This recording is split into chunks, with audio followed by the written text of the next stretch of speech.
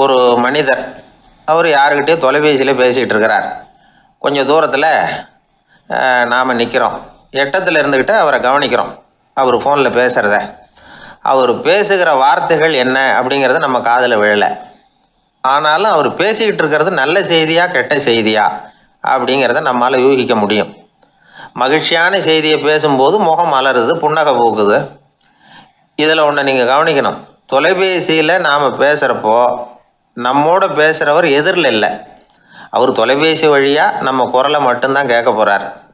நம்ம முகத்தை அவர் பார்க்க போகிறதில்ல. அப்படி இருந்தும் அப்போ நம்ம முகம் ஏன் மலரணும் அப்படின்னா இதுதான் உடல் மொழி, பாடி லாங்குவேஜ் அப்படின்னு சொல்கிறாங்க. நம்ம அறியாமலேயே நம்ம உடம்பு செய்திகளை தெரிவிக்குது பாருங்க, அதுதான் உடல் மொழி. ஒரு மனிதர் தொலைபேசியில் பேசிக்கிட்டு இருக்கிறத நீங்கள் தூரத்தில் இருந்து கவனிச்சுக்கிட்டே அவர் நண்பரோட பேசுகிறாரா, மனைவியோட பேசுகிறாரா, குழந்தையோட பேசுகிறாரா, இல்லை மேல் அதிகாரிகிட்ட பேசுகிறாரா, அல்லது அவருக்கு கீழே பணிபுரிகிறவர்கள்கிட்ட பேசுகிறாரா அப்படிங்கிறத கண்டுபிடிக்கலாம். அதுக்கு காரணம் அவருடைய உடல் மொழி. இந்த உடல் மொழி கூட நம்ம வாழ்க்கையின் முன்னேற்றத்துக்கு பயன்படும். இதை பற்றியெல்லாம் கூட சில நிபுணர்கள் ஆராய்ச்சி பண்ணி பார்த்துருக்குறாங்க. அவங்க சில விவரங்களை சொல்கிறாங்க. குறிப்பாக ஒருத்தர் தன்னுடைய நாற்காலியில் கிட்டத்தட்ட படுத்துக்காத குறையாக உட்காந்துருக்கிறாருன்னு வச்சுக்கோங்க. எதிர இருக்கிறவர் பேசுறது அவருக்கு பிடிக்கலன்னு அர்த்தமா. தலையை சொரிஞ்சிக்கிறது, வேறு வேறு திசைகளில் பார்க்குறது, கொட்டாவி விடுறது, கால்களை மாற்றி போட்டு உட்கார்றது, களைப்பாக கை விரல்களை அப்படியே பின்னிக்கிறது, அடிக்கடி கடிகாரத்தை பார்க்குறது, இப்படிலாம் ஒருத்தர் பண்ணிக்கிட்டு இருக்கிறாருன்னா நாம் கூடிய சீக்கிரம் அந்த இடத்த விட்டு எழுந்திரிச்சு வந்துடுறது நல்லது. ஏன்னா இதெல்லாம் அவருடைய சலிப்பு, சோர்வு, ஆர்வமின்மை இதுக்கு அடையாளங்கள்.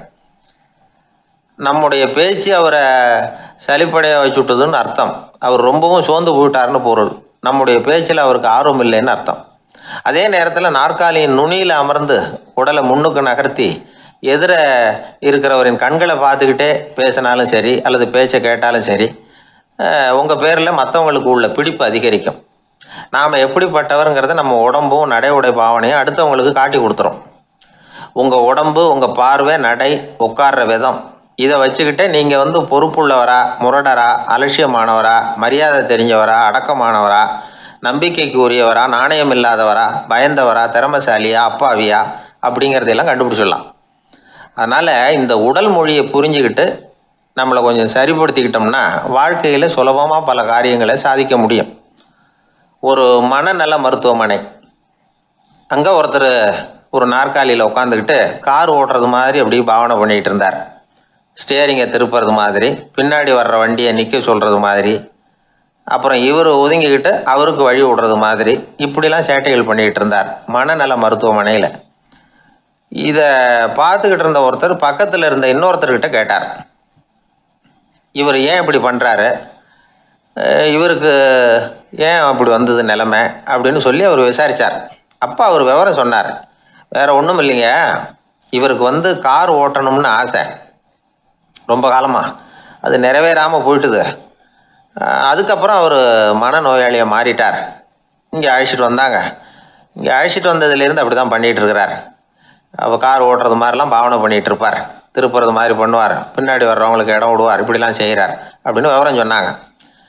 நீங்கள் சொல்லப்படாதா, இப்போ நீங்கள் கார் ஓட்டல, வெறும் நாற்காலியில் தான் உட்காந்துருக்குறீங்க அப்படின்னு நீங்கள் சொல்லப்படாதா அவருக்கு அப்படின்னு கேட்டாங்க.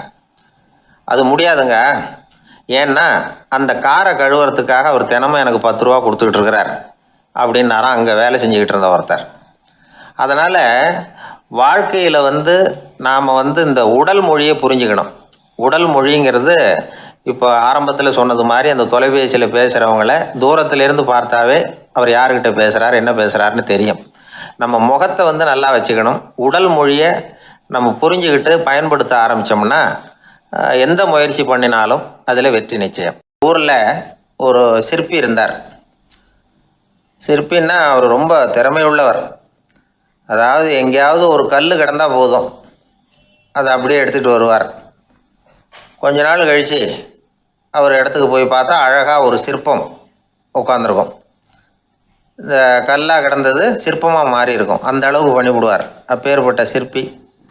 எப்படிங்க அவ்வளவு மோசமான ஒரு கல்லில் இருந்து இவ்வளவு அழகாக ஒரு சிற்பத்தை உங்களால் வடிக்க முடிஞ்சுது அப்படின்னு கேட்டால், அது ஒன்றும் பெரிய விஷயம் இல்லைங்க.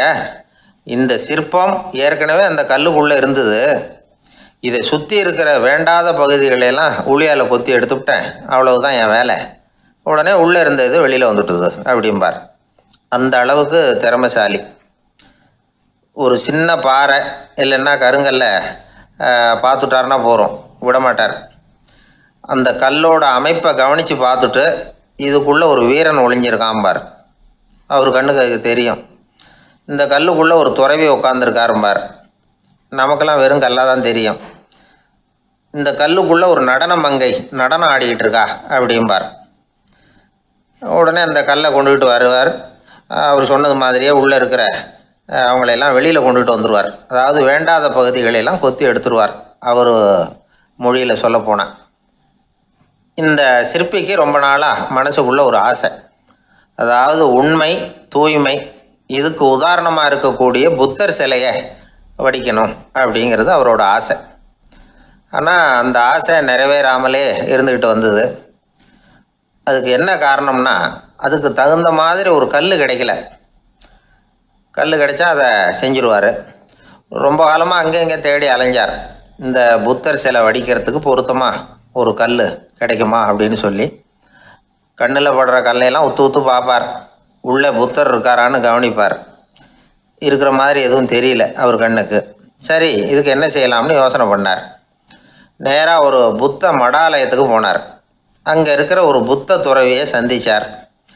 அவர்கிட்ட விசாரித்தார், சுவாமி, புத்தரின் தூய்மை ஒளிஞ்சிருக்கிற அந்த கல் எங்கே கிடைக்கும் அப்படின்னார். அந்த கல் இருக்கிற இடம் எதுன்னு இன்னமும் உங்களுக்கு தெரியலையா அப்படின்னு கேட்டார் துறவி. இல்லைங்க, அதுக்காகத்தான் அலைஞ்சிக்கிட்டு இருக்கிறேன் அப்படின்னார் இவர். சரி, கவலைப்படாதீங்க, ஏன் கூட வாங்க காட்டுறேன் அப்படின்னு அழைச்சிட்டு போனார். எங்கே போனார்னா, அந்த மடாலயத்தின் பின்பக்கம் போனாங்க. 2 பேரும் போனாங்க.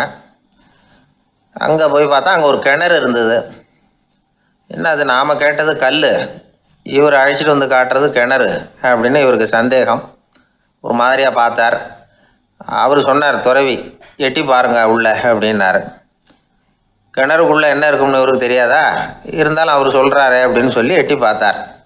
பார்த்தா அதில் தண்ணி இருந்தது. அந்த தண்ணியில் தன்னோட உருவம் தெரிஞ்சுது. இப்போ அந்த புத்த ஞானி சொன்னார், துறவியாரே, புத்தரை நாம தான் ஒழிச்சு வச்சிருக்கிறோம், நமக்குள்ளே தான் அவர் மறைஞ்சிருக்கிறார். அவரை அடையாளம் தெரியாதபடி மூடி இருக்கிறது எது தெரியுமா? நம்மக்கிட்ட இருக்கிற கோபம், போலித்தனம், பதட்டம், ஆசை, இதெல்லாம் தான். அறிவு அப்படிங்கிற ஒளியால் அதையெல்லாம் செதுக்கி எடுத்துட்டோம்னா அந்த அழகான புத்தர் வெளியில் வந்துடுவார் அப்படின்னு சொன்னார் துறவி. அதனால் நமக்குள்ளே இருக்கிற நம்மளை நமக்கே அடையாளம் தெரியல அப்படிங்கிறது தான் உண்மை. இந்த உண்மையான மனிதன் உள்ளே இருக்கிறான்.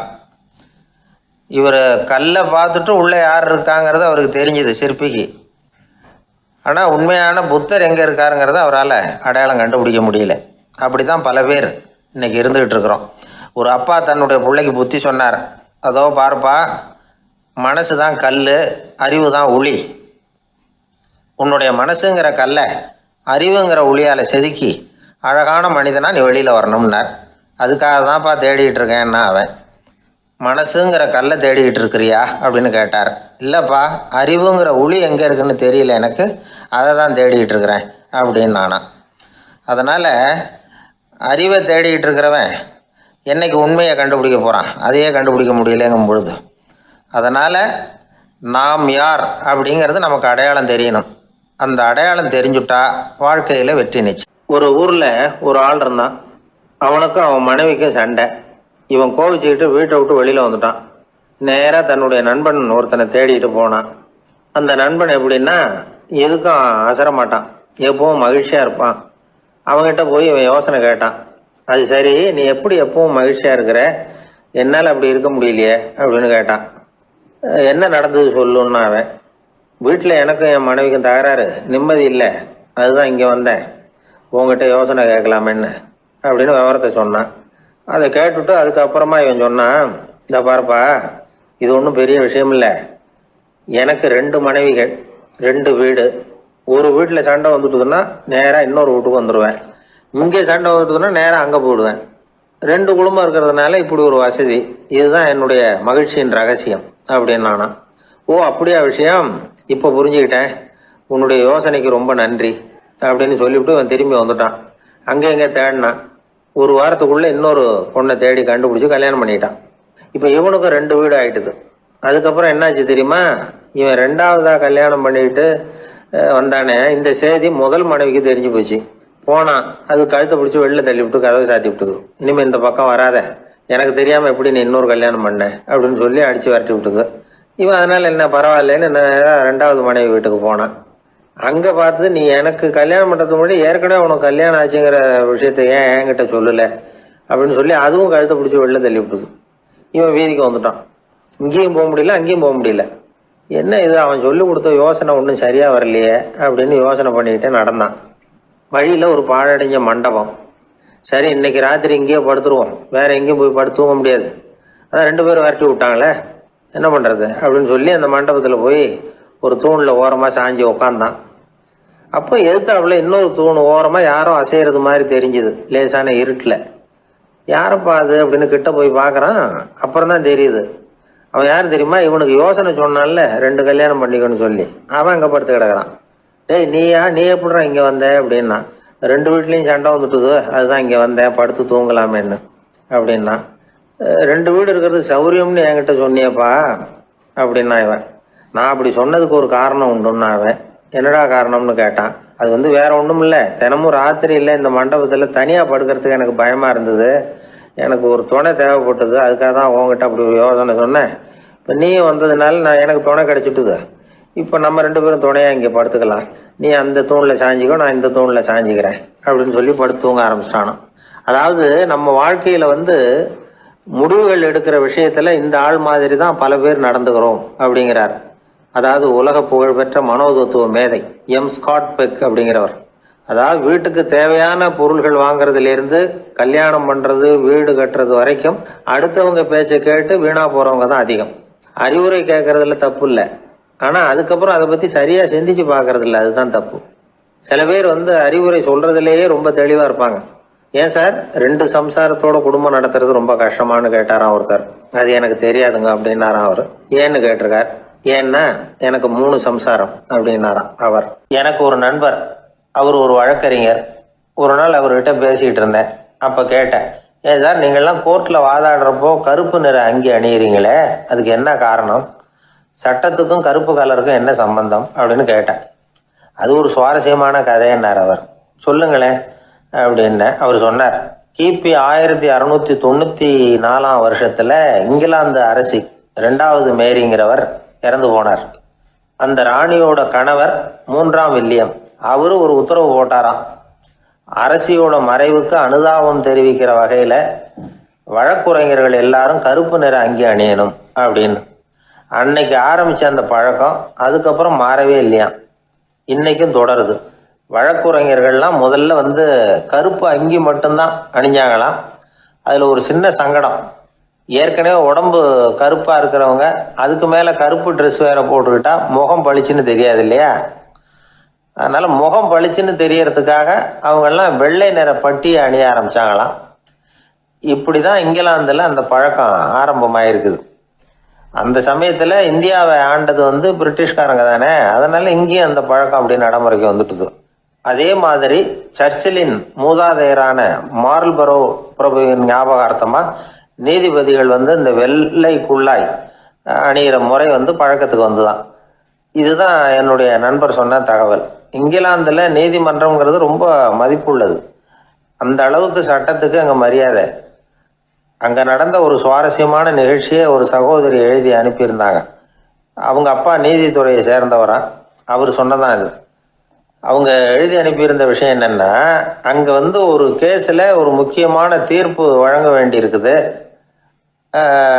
ஜட்ஜு, பாரட்லா படித்த பெரிய பெரிய வக்கீல்கள், ஜூரி எல்லாருமா கூடி அந்த கேஸை பற்றி விவாதிக்கணும்.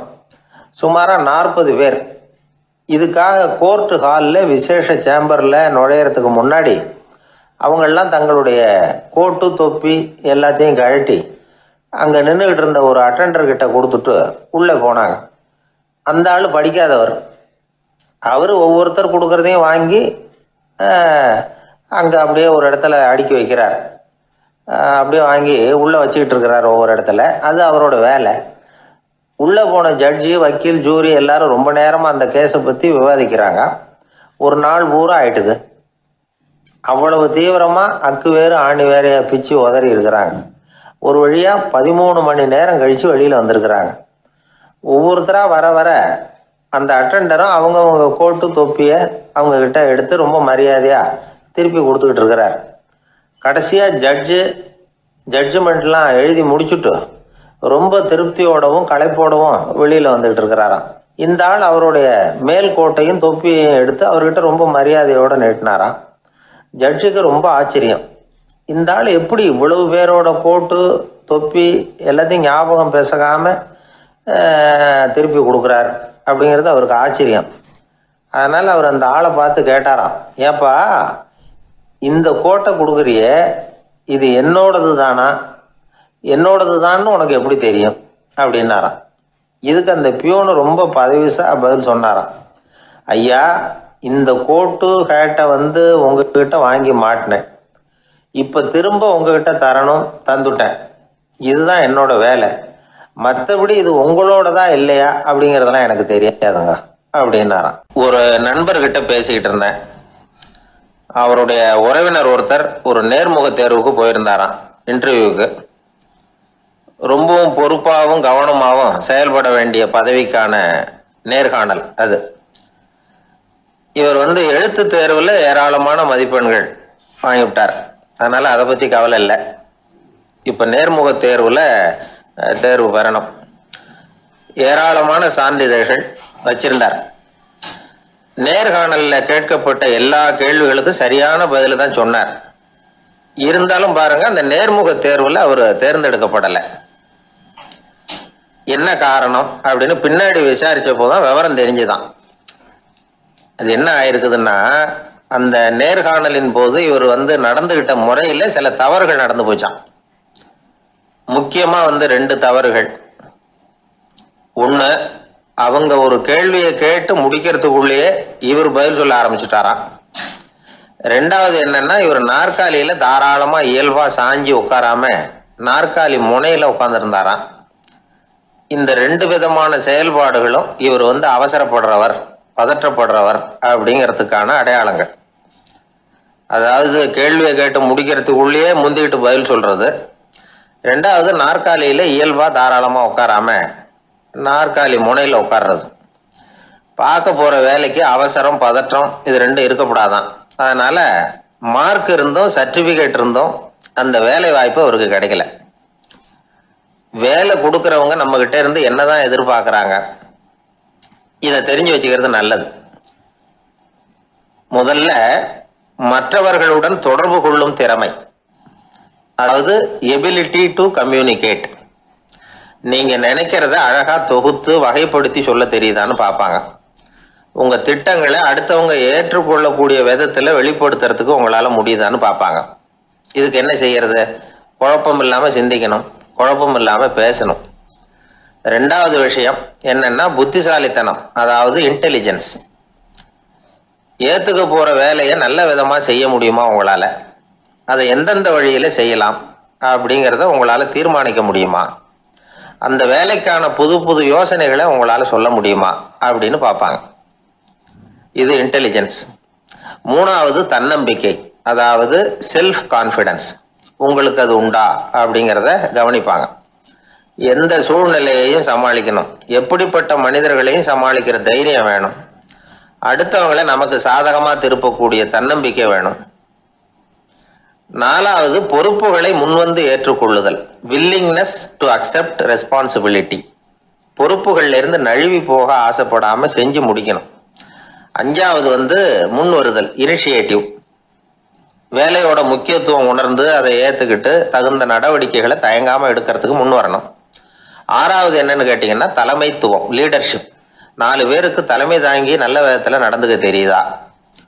7வது கற்பனை திறன், இமேஜினேஷன். சில பிரச்சனைகள் வரக்கூடும் அப்படின்னு முன்கூட்டியே யூகிச்சு அதுக்கு தகுந்த மாதிரி நடவடிக்கை எடுக்கிற திறமை உண்டா அப்படிங்கிறத பார்ப்பாங்க. 8வது என்னன்னா வளைந்து கொடுத்தல், ஃபிளெக்சிபிலிட்டி. சூழ்நிலைக்கு தகுந்த மாதிரி, மாற்றங்களுக்கு தகுந்த மாதிரி அனுசரித்து நடந்துக்கிறதுக்கு தெரியுதா அவங்களுக்கு அப்படிங்கிறத கவனிப்பாங்க. அடுத்தது திறமைகளை வெளிக்கொணரும் திறமை, இன்டர்பர்சனல் ஸ்கில்ஸ்.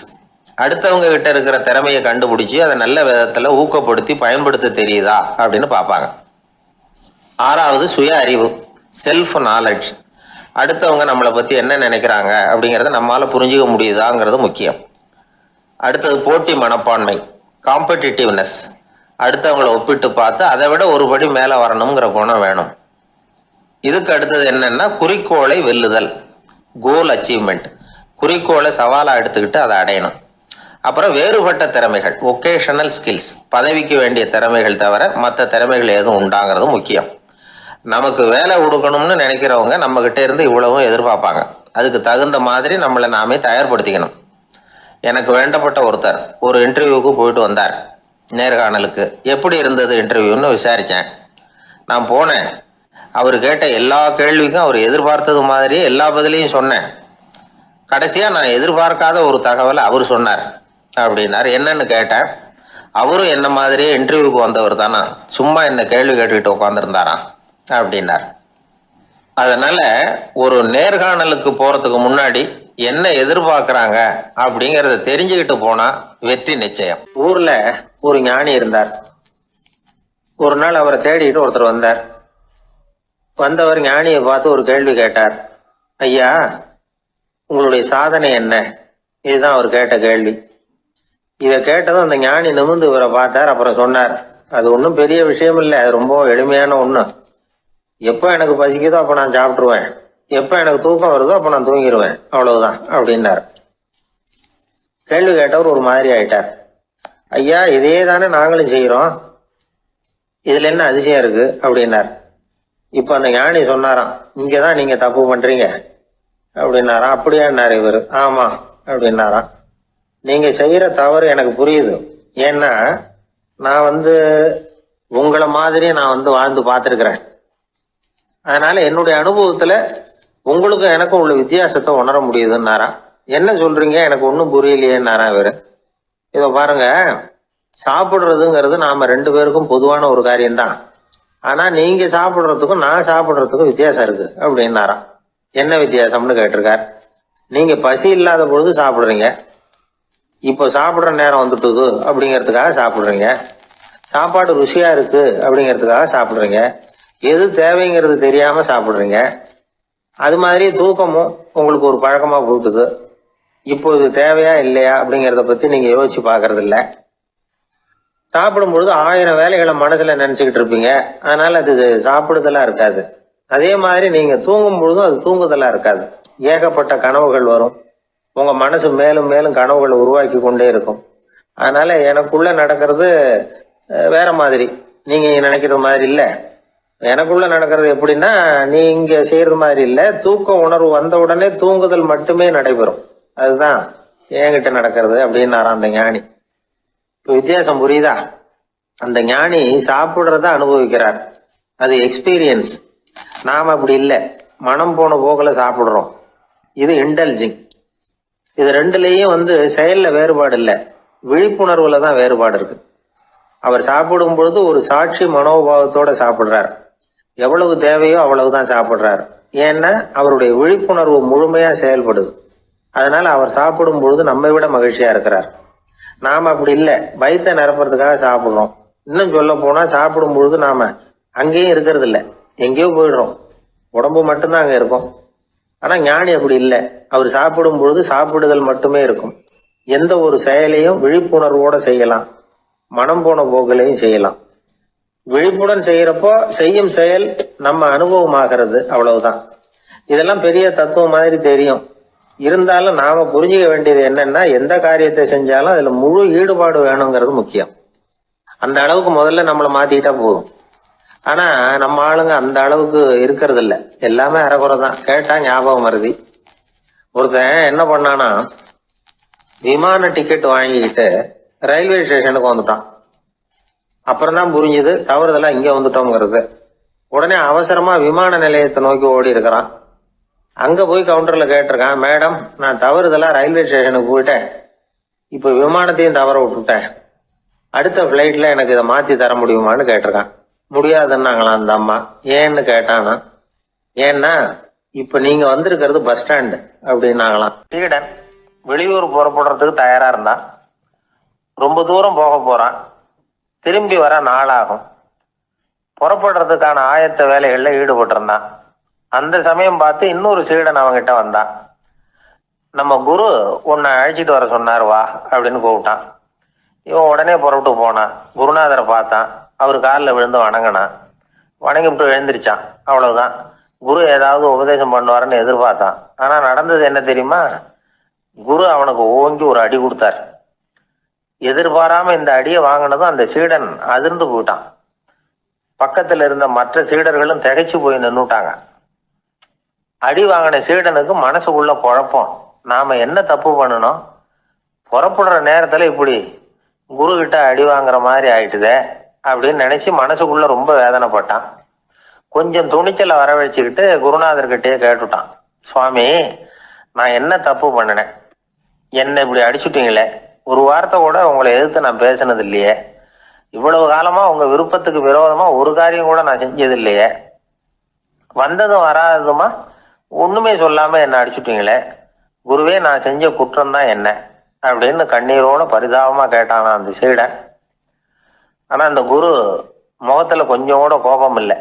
அவர் சிரிச்சுக்கிட்டே நின்றுகிட்டு இருந்தாராம். அதுக்கப்புறம் சொன்னாராம், என்னுடைய அருமை சீடனே, நீ ஒரு தவறும் பண்ணல.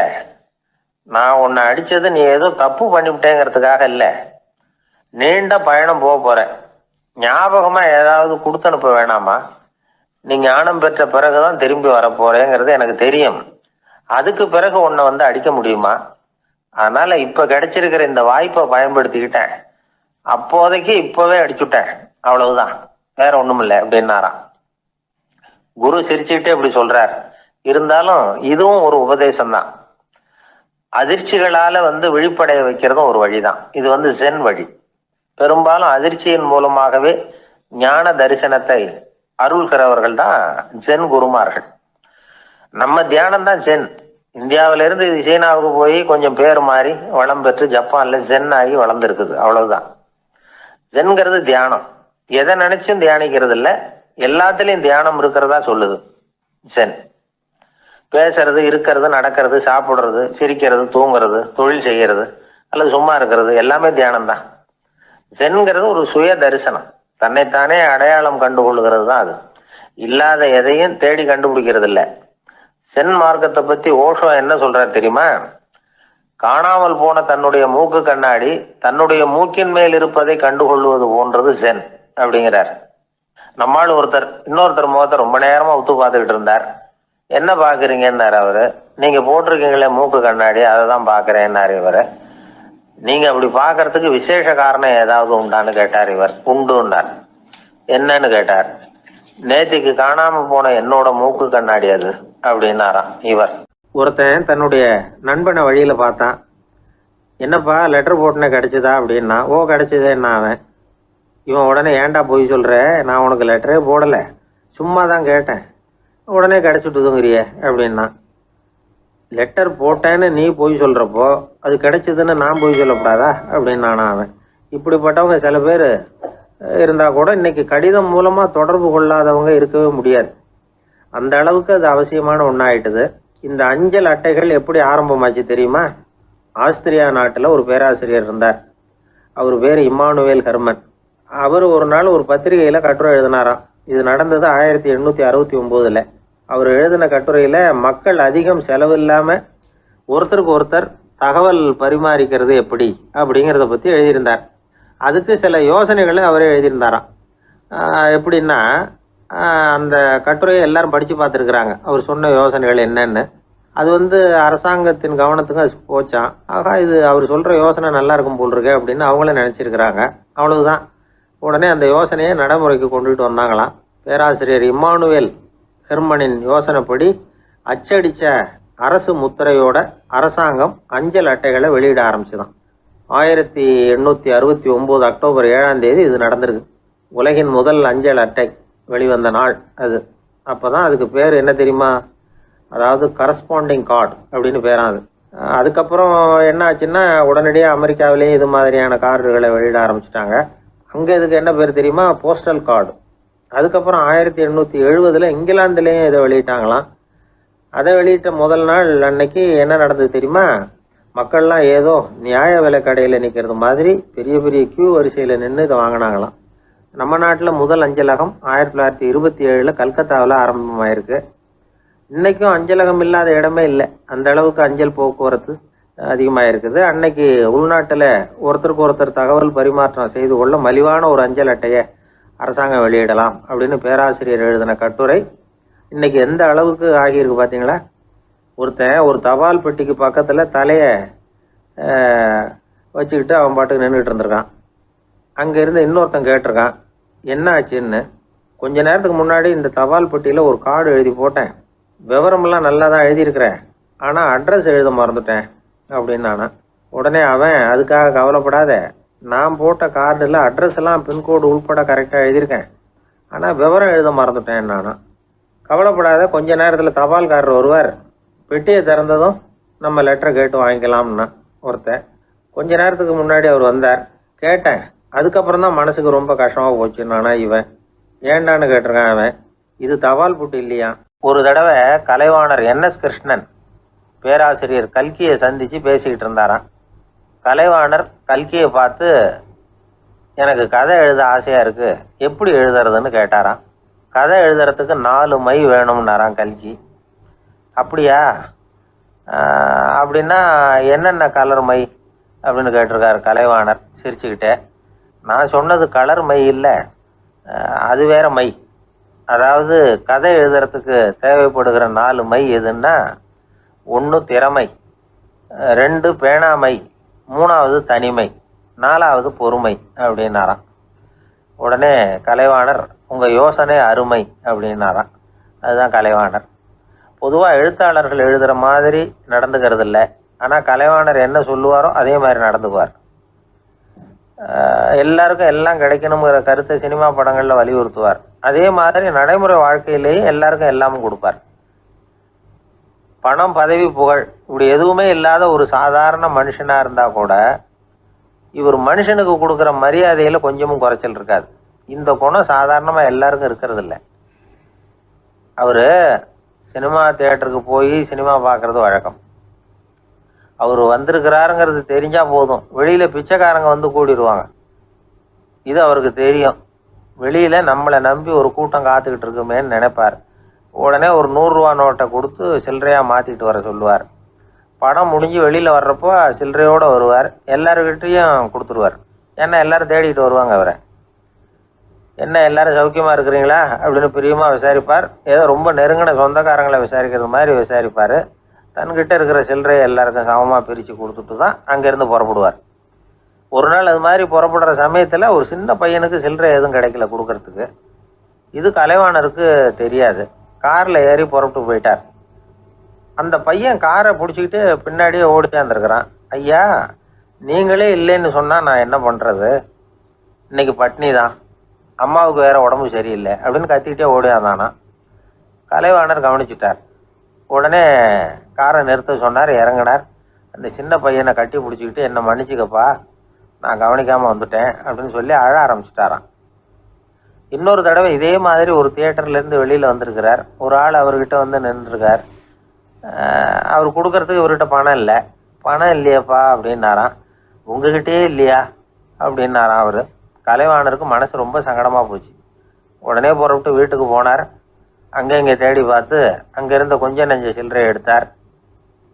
காரு டிரைவரை கூப்பிட்டார். தியேட்டர் வாசலில் நின்றுக்கிட்டு இருந்த ஆசாமியோட அங்க அடையாளங்களை சொன்னார். காரை எடுத்துகிட்டு போய் அந்த ஆளை கண்டுபிடிச்சி இந்த காசை கொடுத்துட்டு வா அப்படின்னு அனுப்பி வச்சாராம். பிச்சை போடுறதுக்காக காரை அனுப்புனதாக வேற யாரை பற்றியாவது நீங்கள் கேள்விப்பட்டிருக்கிறீங்களா? அவர் ஒரு வித்தியாசமான மனிதர், வித்தியாசமான கலைஞர். கலைவாணரோட சகோதரர் கல்யாணம் நடந்தது. அதில் தியாகராஜ பாகவதர் கச்சேரி முடிஞ்ச உடனே அதில் சம்பந்தப்பட்ட கலைஞர்களுக்கெல்லாம் கலைவாணர் பரிசுகள் கொடுக்குறார். அந்த கச்சேரியில் கடம் வாசித்தவருக்கு மட்டும் மற்ற எல்லாருக்கும் கொடுத்ததை விட பெருசாக ஒரு வெள்ளி கோப்பையை பரிசாக கொடுத்தாராம். மற்றவங்களுக்கெல்லாம் சின்னதாக கொடுத்துட்டு கட வித்துவானுக்கு மட்டும் பெருசா பரிசு கொடுக்குறீங்களே ஏன்னு கேட்டிருக்கிறாங்க.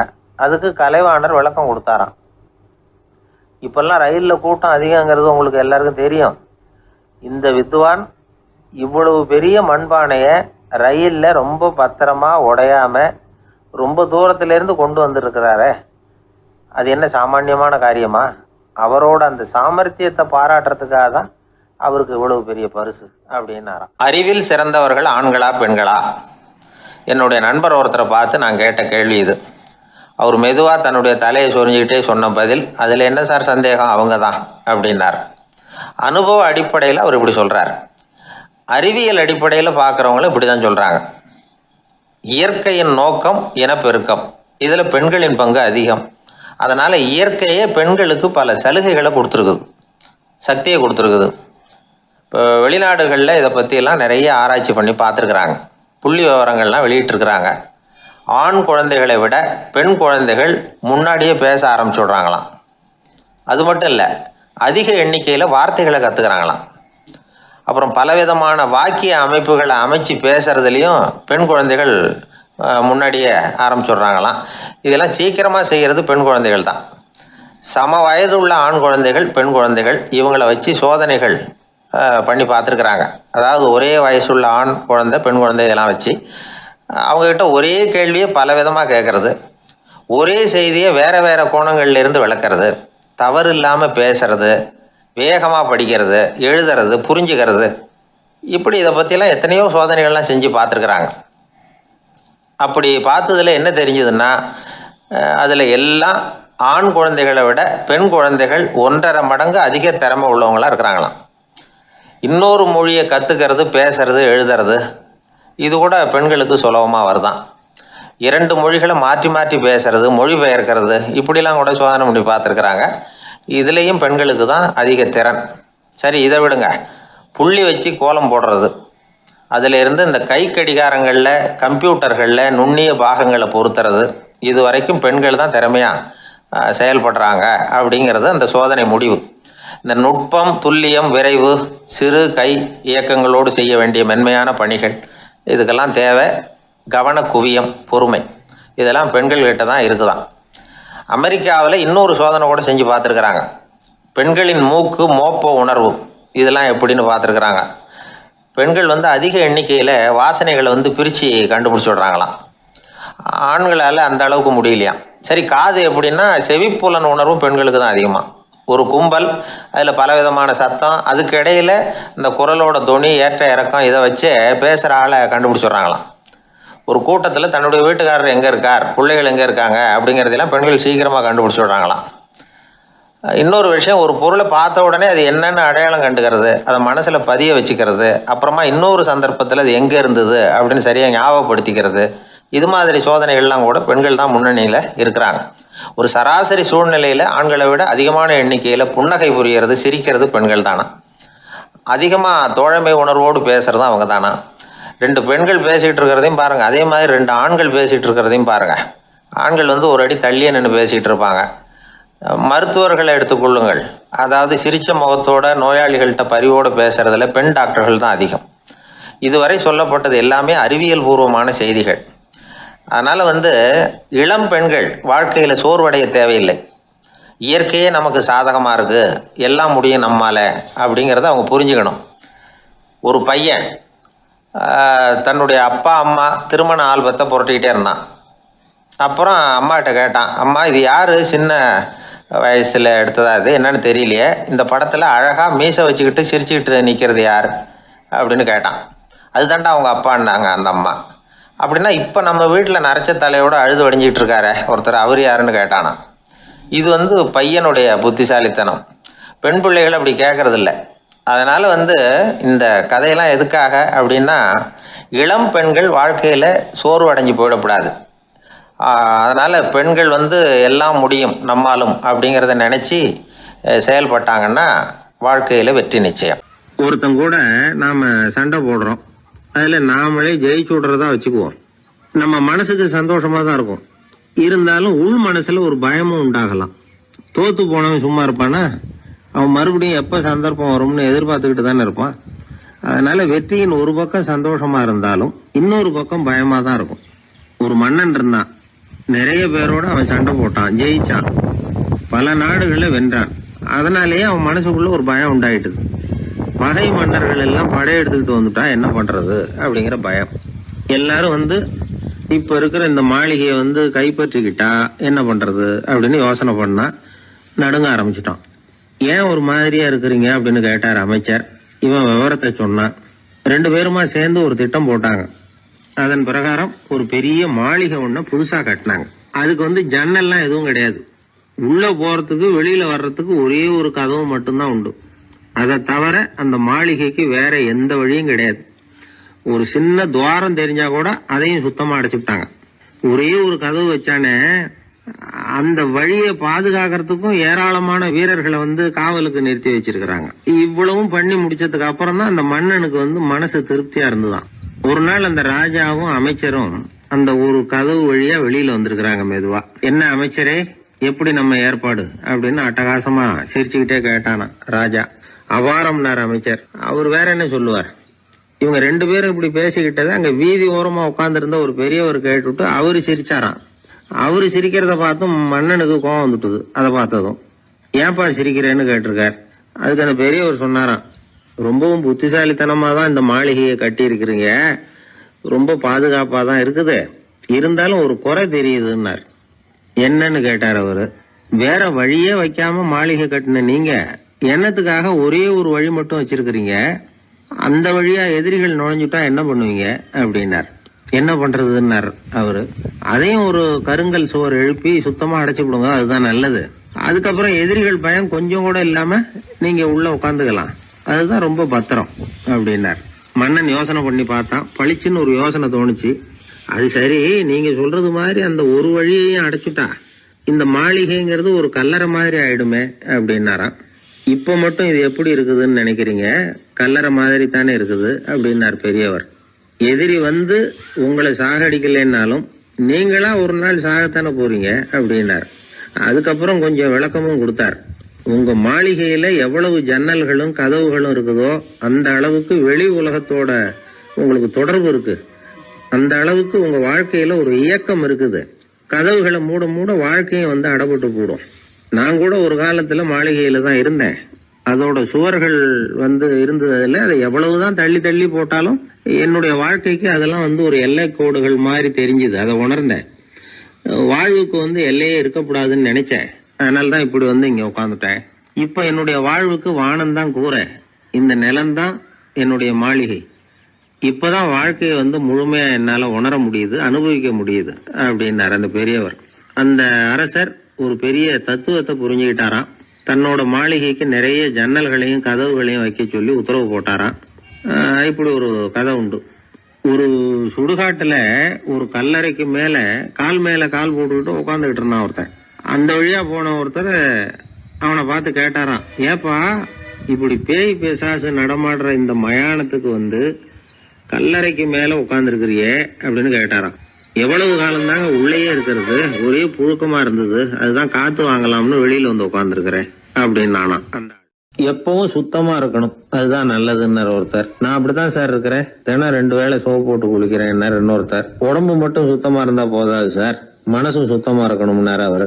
மனசை சுத்தப்படுத்துறதுக்கு என்ன சோப்பு சார் போடலான்னு கேட்டாரு இவர். ஆன்மீகம்ங்கிற சோப்பு தான் அதுக்கு பொருத்தம்னாரு அவர். ஆன்மாவை மேம்படுத்துகிற ஒரு முயற்சி தான் ஆன்மீகம்ங்கிறது. அந்த முயற்சியை எப்படி பண்றது? மனசுக்குள்ள குந்தி இருக்கிற வேண்டாத விருந்தாளிகளை எல்லாம் வெளியேற்றணும். வேண்டாத விருந்தாளிகள்ல முக்கியமான ஒருத்தர் யாருன்னா அவர் பேரு பொறாமை. இவரு நம்ம மனசுக்குள்ள இருக்கிற வரைக்கும் நாம நிம்மதியா இருக்க முடியாது. ஒரு குருநாதர் இருந்தார், அவர்கிட்ட 2 சீடர்கள் இருந்தாங்க. 2 பேரும் ஆரம்பத்துல ஒருத்தருக்கு ஒருத்தர் நல்லபடியா தான் பழகிட்டு இருந்தாங்க. ஆனாலும் என்னமோ தெரியல, கொஞ்ச நாள்ல இந்த 2 பேர்ல ஒருத்தன் மனசுக்குள்ள பொறாமைங்கிற விருந்தாளி உட்கார ஆரம்பிச்சுட்டார். அந்த சீடனும் அதுக்கு இடம் கொடுத்துட்டான். குரு கிட்ட தான் நல்ல பேர் வாங்கணும் அப்படின்னு, தன்னுடைய நண்பன் கெட்ட பேர் வாங்கணும் அப்படின்னு அவனுக்கு ஒரு ஆசை வந்துட்டுது.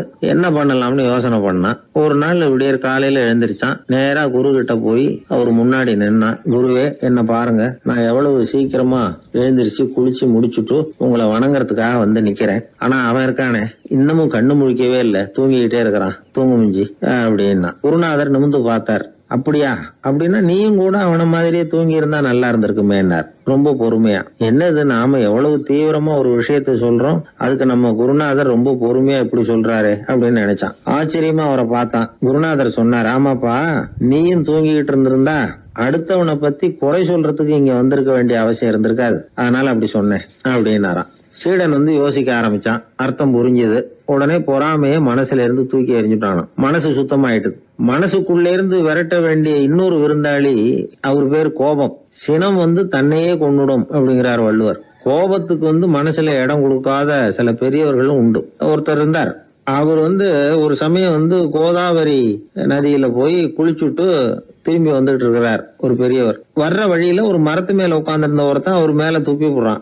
இவர் உடனே திரும்பி போய் மறுபடியும் குளிச்சுட்டு வர்றார். அப்பவும் துப்புறான். அவர் கோவப்படல, பேசாம மறுபடியும் திரும்பி போய் குளிச்சுட்டு வர்றாரு. இப்படி பல தடவை நடந்துகிட்டே இருக்குது. ஒரு கட்டத்துல இந்த ஆளு தோத்து போய் அவர் காலிலேயே விழுறான். ஆச்சரியப்பட்டு கேக்குறான், அது எப்படிங்க நீங்க கோவப்படாம இருக்கிறீங்களே, அது எப்படி அப்படின்னா, அதுக்கு அந்த பெரியவர் சொன்னாராம், நான் கோவப்பட்டிருந்தா என் மனசு அசுத்தமா இருக்கும். உடம்பு அசுத்தமான குளிச்சு சுத்தப்படுத்திக்கலாம், மனசை அப்படி சுத்தப்படுத்த முடியாது, அது கொஞ்சம் கஷ்டம் அப்படின்னாராம். ஆக கூடி மனசு அசுத்தமாகாம பாத்துக்க வேண்டியது நம்ம கடமை.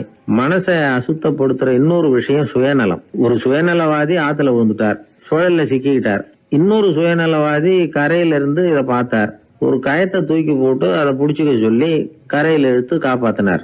அவரு கரையில ஏறின உடனே இவரை பார்த்து, என்ன காப்பாத்தினதுக்காக உங்களுக்கு 50 காசு கொடுக்கலாம்னு பாக்குறேன், ஆனா என்கிட்ட 1 ரூபாயா இருக்கு, சில்லறையா இல்ல அப்படின்னாராம். உடனே காப்பாத்தினவர் இவரை பார்த்து, அப்படின்னா நீங்க இன்னொரு தடவை தண்ணியில விழுந்துருங்க, நான் காப்பாத்துறேன், 1 ரூபாயா கொடுத்துடலாம் அப்படின்னாராம். இப்படிப்பட்டவங்க எல்லாம் எத்தனை தடவை தண்ணியில விழுந்தாலும் மனசு சுத்தமாக போறதில்லை. இந்த உலகத்துல 7 வகையான மனிதர்கள் இருக்கிறாங்களாம். டாக்டர் எட்வர்டு பாஷ் அப்படிங்கிறவர் சொல்றார், மனிதர்களோட மனோநிலை அடிப்படையில அவங்கள 7 வகையா பிரிக்கலாம்ங்கிறார் அவர். அது எப்படி தெரியுமா? முதல் வகை பயந்த குணம் உள்ளவர்கள். சார் ரொம்ப பயந்த சுபாவம், வீட்டுல கூட வாயை திறக்க மாட்டார், சாப்பிட போறப்ப மட்டும்தான் கொஞ்சம் வாயை திறப்பார் அப்படிங்கிறோம்ல, அவங்க எல்லாம் இந்த ரகம். 2வது வகை எப்படின்னா சஞ்சலப்படுகிறவர்கள். எதுக்கு எடுத்தாலும் கலக்கம் குழப்பம், இப்படியே காலம் தள்ளுறவங்க பல பேர் பார்த்திருப்பீங்க, அவங்க எல்லாம் இந்த ரகம். 3வது வகை எப்படின்னா யதார்த்த உலகை மறந்து கற்பனை உலகத்திலேயே மிதக்கிறவங்க. இளைஞர்கள், கவிஞர்கள், இப்படி பல பேர் இருக்கிறாங்க. எப்ப பார்த்தாலும் கற்பனை உலகத்திலேயே மிதந்துகிட்டு இருப்பாங்க. கிட்டத்துல போய் என்னங்க ஒரு மாதிரியா இருக்கிறீங்களே அப்படின்னு கேட்டு பாருங்க, ஒரு அற்ப புழுவை பாக்குறது மாதிரி உங்களை பார்ப்பாங்க. அதுவும் அந்த வானத்தின் நிலா என்னை வாவென்று அழைக்கிறது, எனக்கு விரைவில் ஒரு நாள் சிறகுகள் முளைக்கும், சிறகடித்து பறந்து செல்லுவேன், என் செல்ல நிலாவை கொஞ்சி விட்டு திரும்பி வருவேன், அப்படி இப்படின்னு பேச ஆரம்பிச்சிருவாங்க. கொஞ்சிறது அப்புறம் இருக்கட்டும்ப்பா, இப்ப கஞ்சிக்கு வழிய பாருடா அப்படின்னா அதை காதல வாங்க மாட்டான். 4வது வகை மனிதர்கள் எப்படின்னா தனிமை உணர்வு மிக்கவர்கள். இவங்கெல்லாம் மற்றவங்களோட சகஜமா நெருங்கி பழகிறது இல்ல, தான் உண்டு தன்னுடைய வேலை உண்டுன்னு போறவங்க. அடுத்த வீட்டுல இருக்கிறது யாருன்னு கேட்டா கூட அடுத்த வீடுன்னு ஒண்ணு இருக்கா அப்படின்னு கேட்பாங்க. அவங்க கிட்ட மேற்கொண்டு என்னத்தை பேசுறது. 5வது வகை மனிதர்கள் எப்படின்னா மற்றவர்கள் செல்வாக்குக்கு உட்பட மறுப்பவர்கள். அடுத்தவங்க செல்வாக்குக்கு இவங்க ஆட்படுறது இல்ல. நான் யார் தெரியுமா அப்படின்னு கேட்டா அதை தெரிஞ்சுக்கிட்டு எனக்கு என்ன ஆக போகுது அப்படிம்பாங்க. 6வது வகை எப்படின்னா எப்பவும் எதுலயும் பற்று இல்லாம இருக்கிறவங்க. இது ஒரு துறவு மனப்பான்மை. இயல்பாவே சில பேர் இப்படி இருக்கிறது உண்டு, அவங்களுக்கு எதுலயுமே ஒரு ஈடுபாடு இருக்காது. 7வது வகை மனிதர்கள் மற்றவங்க கவலையை தன்னுடையதா ஆக்கிக்கிட்டு கவலைப்படுறவங்க. இவங்க மகாத்மாக்கள். தான் வேற அடுத்தவங்க வேறன்னு நினைக்கிறது இல்லை. இவங்க அப்படிப்பட்ட எண்ணம் இவங்களுக்கு வர்றதில்லை. அதனால அடுத்தவங்களுக்கு ஒரு கஷ்டம் வந்தா அதை தன்னுடைய கஷ்டமாக எடுத்துக்கிட்டு கவலைப்படுறவங்க இவங்க. ஆக கூடி இப்படி 7 வகையான மனிதர்களை அடையாளம் காட்டுறார் அந்த நிபுணர். நாம இதுல எந்த அகத்துல வர்றோங்கிறத நாம தான் அடையாளம் கண்டுபிடிச்சுக்கணும். எனக்கு தெரிஞ்ச ஒரு மனிதர் உண்டு. அவர் ஒரு வித்தியாசமான டைப்பு. எதையும் பிராக்டிக்கலா யோசிக்கிறவர். எப்பவும் அடுத்தவங்களுக்கு ஒன்றும் பண்ண மாட்டார். ஆனா நினைக்கிறது என்னன்னா அடுத்தவங்களும் நல்லா இருக்கணும், நாமளும் சந்தோஷமா இருக்கணும் அப்படின்னு ஆசைப்படுறவர். அவருக்கு ஒரு சமயம் திடீர்னு உடம்பு சுகம் இல்லாம போட்டுது. டாக்டர் கிட்டத்துல போனார், பணம் கொடுத்தார், வைத்தியம் பார்த்தார். அவரு எழுதி கொடுத்த மருந்து சீட்டை வாங்கிட்டார். மருந்து கடைக்கு போனாரு, பணம் கொடுத்தாரு, மருந்து வாங்கினார். அதை எடுத்துட்டு வீட்டுக்கு வந்தார். அதுக்கப்புறம் அந்த மருந்தை சாப்பிடணும்ல, சாப்பிடல, அப்படியே சும்மா வச்சுட்டார். அவரை பார்த்து கேட்டோம், ஏன் சார் இப்படி பண்றீங்க, வீண் செலவு தானே இது, நீங்க எதுக்காக டாக்டர் கிட்ட போய் பணம் செலவு பண்ணீங்க அப்படின்னு கேட்டாங்க. அதுக்கு சொல்றாரு, டாக்டர் வாழணும் இல்லையா அதுக்காக. சரி, அதுக்கப்புறம் என்னத்துக்கு மருந்து வாங்கினீங்க அப்படின்னு கேட்டா, மருந்து கடைக்காரர் வாழணும் இல்லையா, அதுக்காக அப்படின்னாரு. சரி, அப்புறம் ஏன் வாங்கின மருந்து சாப்பிடாம வச்சிருக்கிறீங்க அப்படின்னா, நான் வாழணும் இல்லையா அதுக்காக அப்படின்னாராம் அந்த ஆள். ஒரு பூங்கா, அங்க ஒருத்தர் நின்றுட்டு இருக்கிறார், ஏதோ ஆழ்ந்த யோசனையில இருக்கிறார். அந்த பக்கமா இன்னொருத்தர் வந்தார், இவரை கவனிச்சார். என்ன யோசனைன்னு கேட்டார். எப்படி எழுந்திருக்கிறதுன்னு யோசனை பண்ணிட்டு இருக்கிறேன்னாரு அவர். கேட்டவருக்கு ஒரு மாதிரி ஆயிட்டது. ஏற்கனவே நின்றுகிட்டு இருக்கிற ஒருத்தர் எப்படி எழுந்திருச்சு நிக்கிறதுன்னு யோசிக்கிறாருன்னா அது ஆச்சரியம் தானே. அதுக்கப்புறம் இவர் யோசிக்க ஆரம்பிச்சார், என்ன இவர் இப்படி பேசுறாரு அப்படின்னு. கீழே விழுந்தாதானே எழுந்திருச்சு நிக்க முடியும். எழுந்திருக்கணும்னு நினைக்கிறவங்க முதல்ல கீழே விழணும். இவர் முதல்ல கீழே விழணும், அதுக்கப்புறம் தான் எழுந்திருக்கிறது எப்படின்னு சிந்திக்க முடியும். இந்த உலகத்துல எல்லாருமே கீழே விழுந்து எழுந்தவர்கள் தான். இப்ப இந்த குழந்தை பருவத்துல கீழே விழாம நடைபயில கற்றுக்கிட்டவங்க யாராவது உண்டா? சின்ன வயசுல ஒரு தடவை கூட கீழே விழல சார், அப்படியே பிறந்தாரு வளர்ந்தாரு பெரியவர் ஆயிட்டார் அப்படின்னு யாரையும் சொல்ல முடியாது. மனுஷங்கிறவன் விழுந்து புரண்டு எழுந்துதான் நடக்க கத்துக்கிறான். ஒரு உண்மையை நாம எல்லாரும் புரிஞ்சுக்கணும். இந்த உலகத்துல தவறு செய்யாத மனிதர்களே யாரும் கிடையாது. அப்படி இருக்கிறப்போ எப்போதாவது நாம தவறு பண்ணிவிட்டோம்னா அதுக்காக மனசு உடைஞ்சு போயிடக்கூடாது. வாழ்க்கையில வெறுப்பு வந்துடக்கூடாது. தவறு நடந்துட்டுதா அதுக்காக மனசு உடைஞ்சு போடாதீங்க, அதை ஒரு பாடமா எடுத்துக்கங்க. அதே தவறு மறுபடியும் நடக்காம வேணும்னா பாத்துக்கலாம், அது போதும். தடைக்கல்ல படிக்கெல்லாம் மாத்திக்கணும், இதுதான் இதுல முக்கியம். ஒரு அலுவலகம், அங்க ஒரு அதிகாரி, அவர் உயர்ந்த பதவியில் இருந்தார், சிறந்த நிர்வாகின்னு பேர் வாங்கினவர். அவர் தனக்கு கீழே வேலை செய்யறவங்க கிட்ட எல்லாம் சொல்லுவாராம், இந்த நிறுவனத்துல நீங்க எத்தனை தடவை வேணும்னாலும் தவறுகள் செய்யலாம், ஒரே விஷயம் என்னன்னா ஒரே தவறை மறுபடியும் செய்யக்கூடாது, அது முக்கியம் அப்படின்பாராம். இத மேம்போக்கா பார்த்தா அவர் ஏதோ தன்னுடைய ஊழியர்களை தவறு செய்ய தூண்டுறது மாதிரி தெரியும். ஆனா உண்மை அப்படி இல்ல. இன்னைக்கு என்ன நடக்குது தெரியுமா? அநேகமா எல்லா மனிதர்களுமே ஒரே தவறை தான் மறுபடியும் செய்யறாங்க. விளையாட்டு வீரர்கள் ஒரே மாதிரியான தவறுகளை திரும்ப திரும்ப செய்யறது உண்டு. கணக்கு எழுதுறவங்களை பாருங்க, ஒரே தப்ப மறுபடியும் செய்வாங்க. அலுவலகம் வருகிறவர்களை கவனிங்க, ஒரு நாள் தாமதமா வந்தா பரவாயில்ல, தினமும் தாமதமா வருவாங்க. இது மாதிரி செய்த தவறையே திரும்ப திரும்ப செய்யறதுக்கு என்ன காரணம்? ஞாபக மறதி, கவனக்குறைவு, தன்னுடைய திறமை பேர்ல அளவுக்கு மீறிய நம்பிக்கை, இப்படி இதுல ஏதாவது ஒரு காரணமா இருக்கலாம் அப்படிங்கிறாங்க இது பற்றி ஆய்வு செய்கிற வல்லுநர்கள். ஒரு தடவை செஞ்ச தவிர மறுபடியும் செய்யறது இல்லைன்னு முடிவு செஞ்சுக்கிட்டு அதை செயல்படுத்த கத்துக்கணும், அது போதும், வாழ்க்கை வெற்றிகரமா அமையும் அப்படிங்கிறாங்க அந்த அனுபவசாலிகள். அதனால வெற்றிகரமா வாழ்க்கையில நடைபோட விரும்பும் இளைஞர்கள் தவிர்க்க வேண்டியது என்னன்னா, முதல்ல சோம்பலை தவிருங்கள், சுறுசுறுப்பாக இயங்குங்கள் அப்படிங்கறது அவங்க அறிவுரை. 2வது ஞாபக மறதி, எந்த செயல்லையும் ஈடுபாடு வேணும், அக்கறை வேணும். 3வது கவனக்குறைவு, எதையும் அலட்சியப்படுத்தக்கூடாது.